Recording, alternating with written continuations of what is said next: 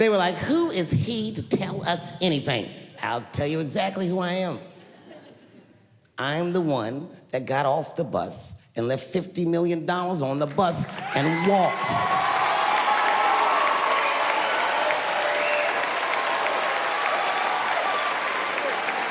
I agreed with these women. I just didn't agree with what they were doing about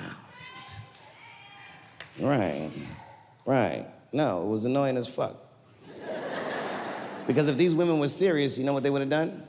They all would have fired their agents. And they would have went to the mailroom of one of these big agencies and found a woman that was busting her hump in there and said, if you want to talk to us, then you have to talk to her. And if they did that, then she would be big and they would be big and nobody would get fed to Harvey Weinstein. But did they do that? No. Was that their idea? No. Surprisingly, it was mine. And what I think the feminist movement needs to be very successful is a male leader. I'll do it. I will. I will lead you women to the promised land.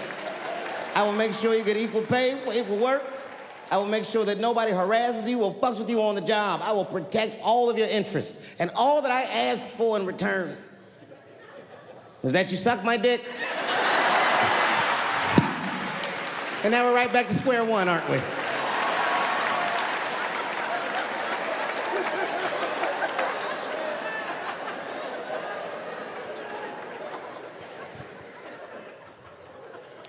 And now we get to the core of the crisis.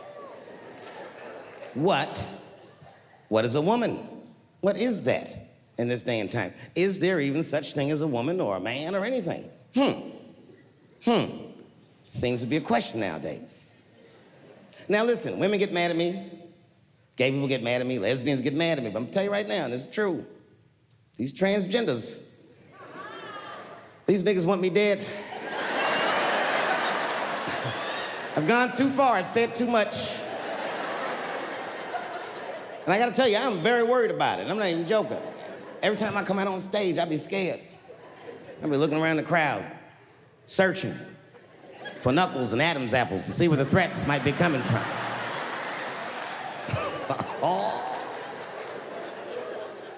A nigga came up to me on the street the other day. He said, careful, Dave, they after you. I said, what? One they or many theys?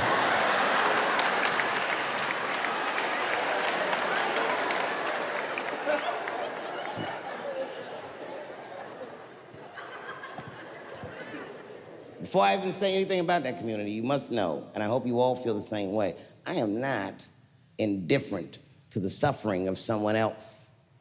There's laws, the mean laws in our country. North Carolina passed a law once that said a person in North Carolina must use the restroom that corresponds with the gender they were assigned on their birth certificate. No. No, that's not a good law. That's a mean law. No American should have to present a birth certificate to take a shit at Walmart in Greensboro, North Carolina, where the baby shot and killed a motherfucker.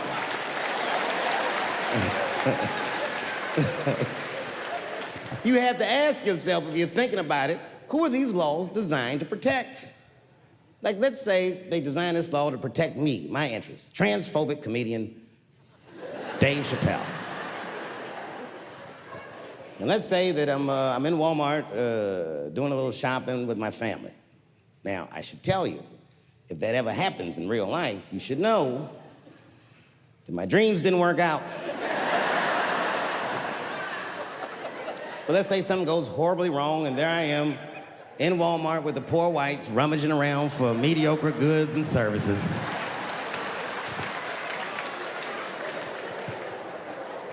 And then I gotta go to the restroom. So I excuse myself from my family. I go to the men's room. Now I'm standing at the urinal taking a leak. And this is what this law is gonna do. And suddenly, a woman walks into the men's room. I'm gonna be like, that's strange.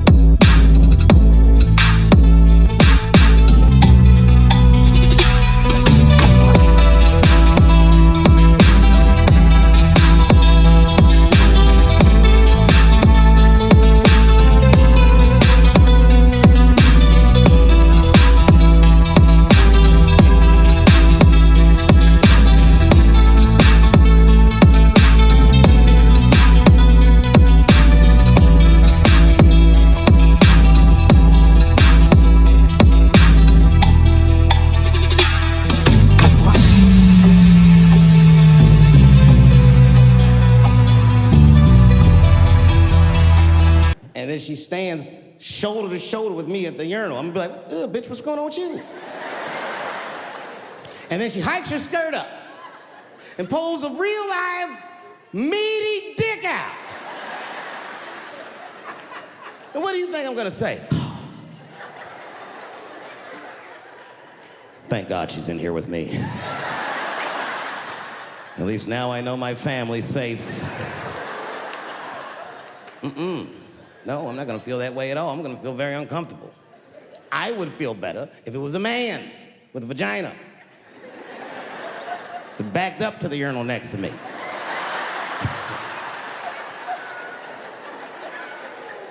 I wouldn't even think about that. I'd just be like, that's funny. This guy is peeing out of his butt for some reason. Oh my God, he must be a veteran. Thank you for your service.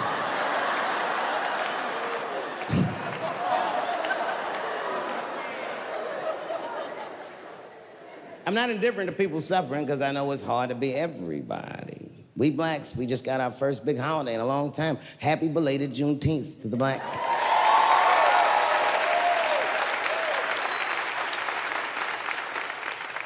Juneteenth is a strange holiday, isn't it? It commemorates when black people in Texarkana area of the country first found out they were free. But remember, they were free when they found out. They just didn't know it yet. Very, very interesting holiday. You know, I learned something. This is a wild story. I learned this past Juneteenth of a story that's true, and there was a black man who was in South Carolina during slavery who somehow got granted his freedom by his so-called master. And when his master granted him the freedom, he also gave him a plot of land. Now, it turns out this brother was brilliant. He had a good eye, a good knack for farming. And he farmed this plot of land very successfully and made a lot of money. And this is where the story gets crazy. When he got all that money, this nigga bought some slaves. Have you ever heard this before? This is a true story. Not only was he a slave owner, he became a slave breeder and employed tactics that were so cruel, even white slave owners were like, yo, my man.